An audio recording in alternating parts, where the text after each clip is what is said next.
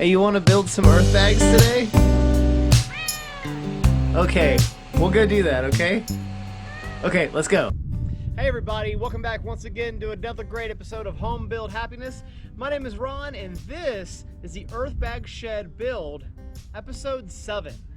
So if this is your first time to the channel, you can follow this whole series from episode 1. I'm gonna link it right up here in the corner so that you can check that out. If you have been following us throughout the process, you know that I got rained out last time at the end of episode 6. And the rain is right over these mountains to the east here.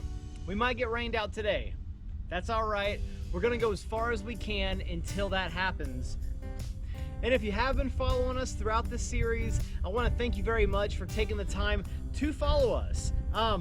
This is a non-monetized channel at this point, so what we're doing right here is a labor of love. And we're just bringing you guys along for the ride. And we're hustling for subscriptions right now. If you're not subscribed, consider doing that because it helps us out a lot more than you folks realize, and it'll also keep you up to date on any content that we release going forward from this point. So with no further ado, we're gonna get started. Our project for today is gonna be this 22-foot section right here. We're basically gonna start down there and we're gonna knock it out to the end. We might do a little bit more. I don't know. Everybody, let's get rolling, all right?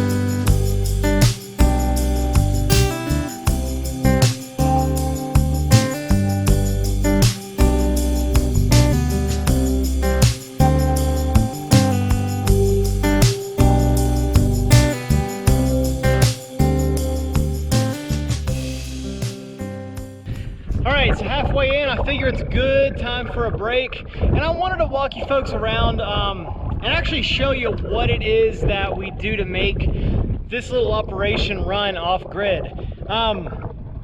Because obviously our trailer's got solar, it's cloudy because we have rain cloud overhead, so I've got the generator on right now. I'll show you how I do it. I've got a tote right here that I use for non-potable water. I've got an adapter on the connection with a water hose fitting. This right here is an RV pump.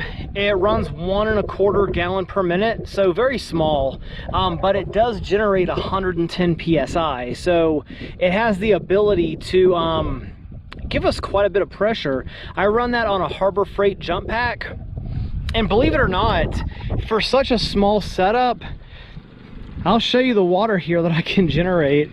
Again, it gives us a lot of pressure. Put it on jet, and check it out.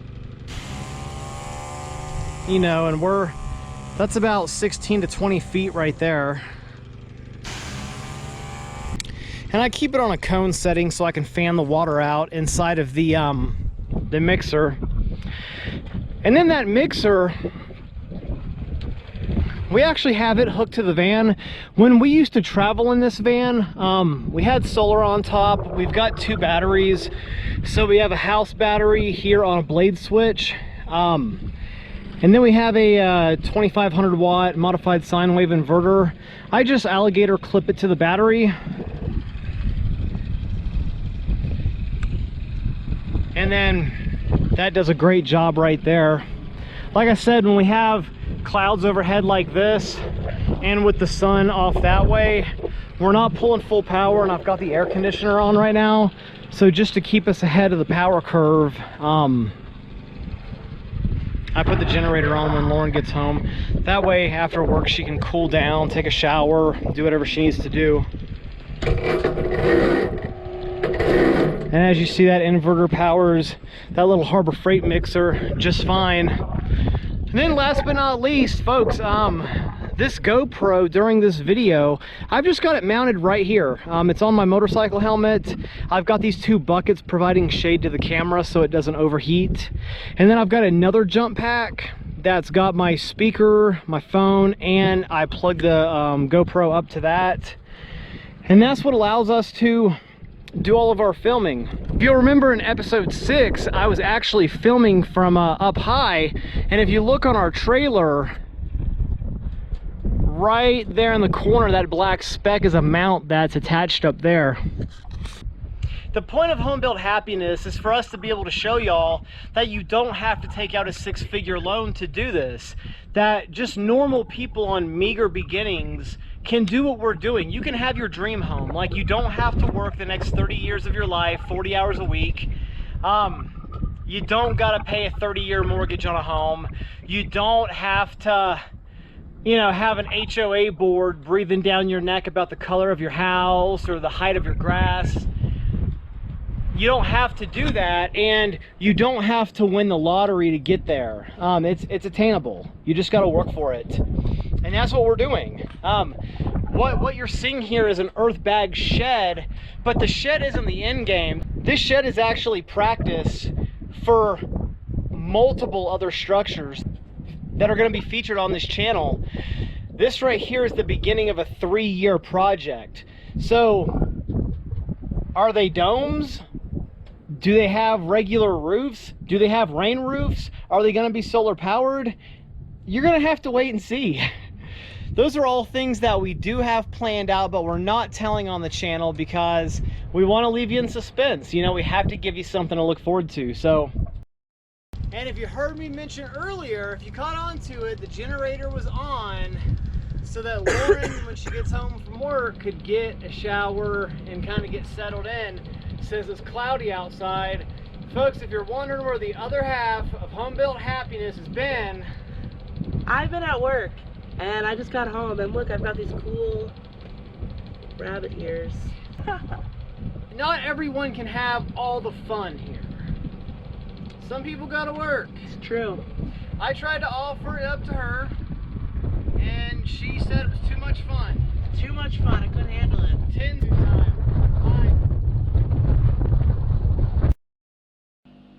The next day.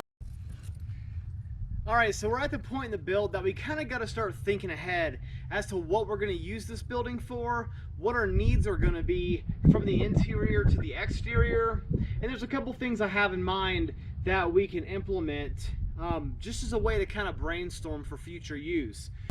I've got some 1.5 inch PVC right here. I'm going to make some pipe vents, and I'm going to place these in strategic areas, and there's a reason for that.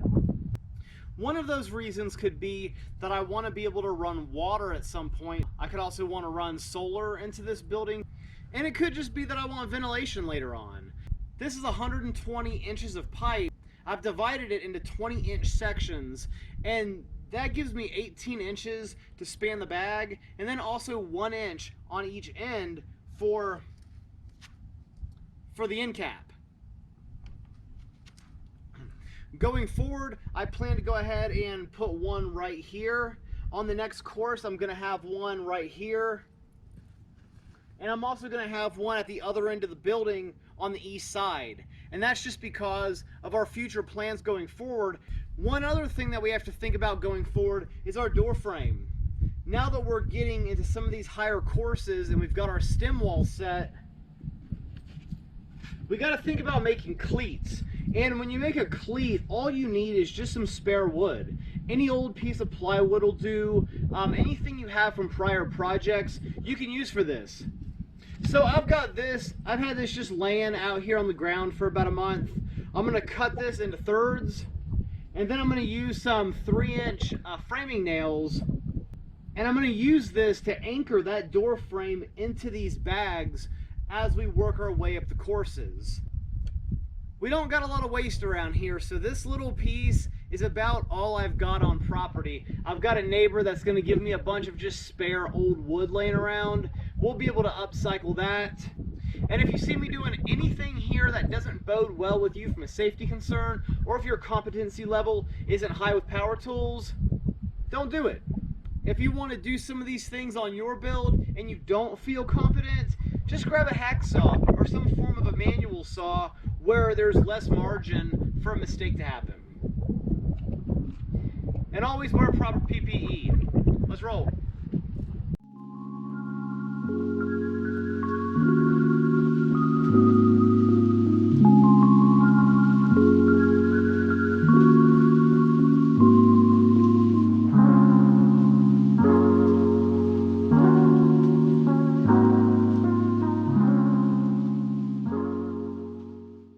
It is windy and it's probably gonna rain. That seems like a recurring theme in these videos, doesn't it? It really has to do with this. In the desert, you get two things. Either bright, clear, and sunny, or cloudy. And during monsoon season, cloudy usually means wet. If you're gonna do this day in and day out, my body can handle the rain a little bit more than it can the sun. So, we're gonna go and do this. You're along for the ride. Let's get started. So today, we're working on that 10 feet back there. If we get that done, then we've got part of a buttress there we can do. And then we've also got this piece right here. I don't know if we're gonna get that far. We'll go as far as we can. All right, you guys are gonna be in that bucket right up there. Let's get her in gear.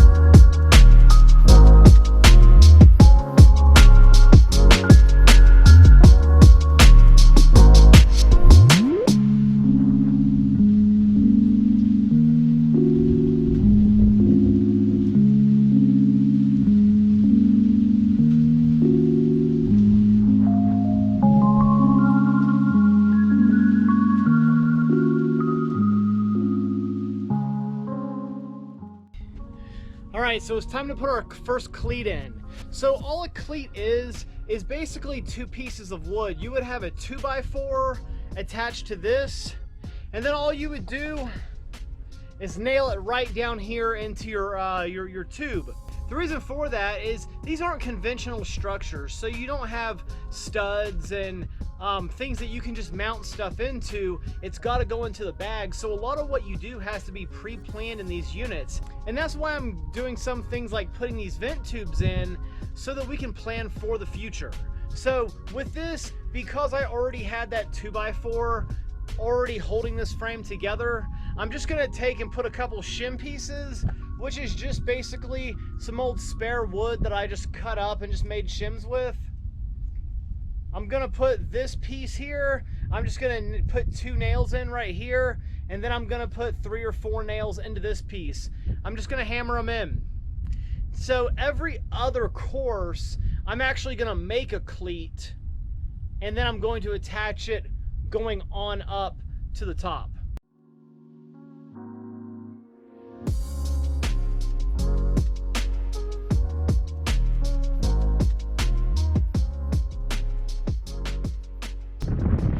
Well, folks, that's going to be it for this episode. It's a beautiful day out here, isn't it? We got a great shot of the mountains behind us. The sun's going down. We're about to be in what's called the golden hour, which is one of my favorite times of the day out here. It's one of the times that actually brought me out here in the first place. One of the reasons I fell in love with this area. Folks, I appreciate you tuning in, following us on this journey. We'll see you guys on the next episode. Bye.